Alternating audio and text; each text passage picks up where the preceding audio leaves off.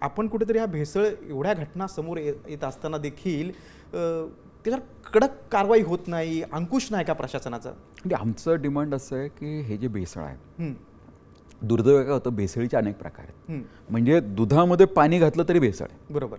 आणि दूध केमिकलपासून बनवलं तरी भेसळ आहे. हं, तर याला कुठेतरी बायफर्गेशन होणं गरजेचं आहे. बरोबर. त्यामुळे काय होतं की भेसळ प्रत्येक मुद्द्यावर तुम्ही प्रत्येक ठिकाणी ही भेसळ असते. म्हणजे काही अशा गोष्टी आहेत की ज्या कन्झ्युमच नाही केले पाहिजे. त्या जर तुमच्या पदार्थांमध्ये येत असतील किंवा फूड प्रोडक्ट्समध्ये असतील तर त्याला एखादा सेपरेट कायदा असणं गरजेचं आहे आणि तो कडक असणं गरजेचं आहे.